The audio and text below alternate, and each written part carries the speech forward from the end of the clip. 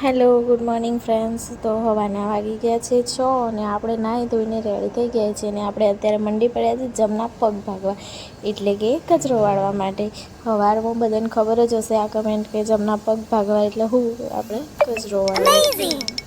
મતલબ મેં ફટાફટ સવારમાં પહેલું તો કચરો વાળી દીધો. કચરો વાળીને બસ આપણે ભગવાનનો આભાર માનવા માટે પહેલાં તો આપણે પૂજા કરવા માટે બેસી ગયા. તો આપણે હોય ભગવાનની પૂજા કરી લીધી. પૂજા કરીને પછી આપણે ભગવાનની આરતી કરી દીધી અને માતાજીનો દીવો કરી દીધો હોય. આ મારું રોજનું કામ છે એટલે આપણે પહેલાં એ પતાવી દીધું. પછી અમારા ઘરમાં તુલસીમાં છે ઓગળે તો પછી અમે તુલસીમાં પાણી પીવડાવી દીધું. અહીંયા ચલો સરસ છે તુલસીમાં અમારા ઓગળામાં જ છે આગળ. પછી એમને જળ ચડાવીને પછી આપણે હોય ટોમેટાનું શાક કરવાનું હતું. હોય દૂધની મલાઈ કાઢી અને પછી દૂધ ગરમ કરવાનું હતું. એટલે કોઈ મારે જેમ મલાઈ કાઢીને હોય ઘરનું જ ઘી બનાવશે. એટલે પછી પહેલાં મેં હોય મલાઈ કાઢી દીધી.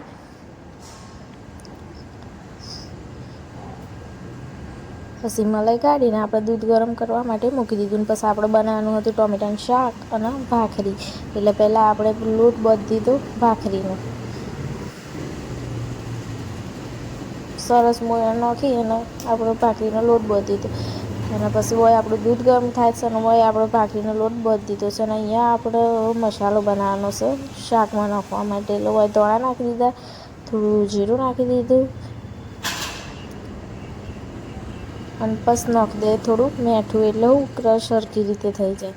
પછી આપણે ઓનમ મંડી પડવાનું છે ખોડવા. અહીંયા એને ખોડી અને પછી થોડું કચરું ખંડાઈ જાય એટલે આપણે પછી એમાં નાખવાનું છે લસણ.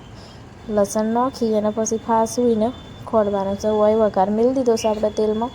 થોડું તેલ મૂકીશું અને પછી તેલ આવે એટલે આપણે નાખી દીધી રઈ. રઈ નાખી અને પછી રઈ કકડાય એટલે આપણે નાખી દીધું છે જીરું. જીરું નાખી અને પછી નાખ્યું છે હિંગ. હિંગ નાખી અને પછી આપણે નાખી દીધો છે આપણો જે મસાલો આપણે ખોડીને તૈયાર કર્યો હતો એ મસાલો નાખી દીધો છે. અને હોય આપણે થોડુંક સાતળી દેવાનું છે, બળવા નહીં દેવાનું. હોય આપણે નાખી દીધા છે ટોમેટોને હલાવવાનું નહીં, આપણે ખાલી ઢોકી દીધું છે. અને હવે પછી આપણે નાખી દઈએ મસાલા. આપણે રોજ રેગ્યુલર જે નાખતો હોય મરચું, ધાણા જીરું ને હળદર એ નાખી અને પછી આપણે હલાવી દેવાનું છે. આ જો ટોમેટું રહી જ્યુસ દે સમારવાની તો ભાગી દઈએ આપણે ચમચાથી જ. અને પછી આપણે થોડી વાર ચડવા દેવાનું છે. આ બાજુ મારે ભાખરી મેળ દીધી છે એક બાજુ થવા માટે. હોય ભાખરી આપણે શેકવા માંડ્યો છીએ. એટલે જોડે જોડે ભાખરી અને શાક થતું જાય છે. શાક ચડી ગયું છે એટલે આપણે નાખી દઈએ સેવો થોડી. સેવો અમે રતલામી નાખીએ છીએ, તમે તો પીળીએ નાખી શકો, જેને જે ભાવતી હોય એ નાખી શકો છો. બસ હોય સરસ અફલાતું શાક બનીને તૈયાર થઈ ગયું છે. અને હોય જો ભાખરી બી થઈ જઈશે અને એક ભાખરી સહેલી છે એ આપણે મેળ દીધી છે હોય ચડવા.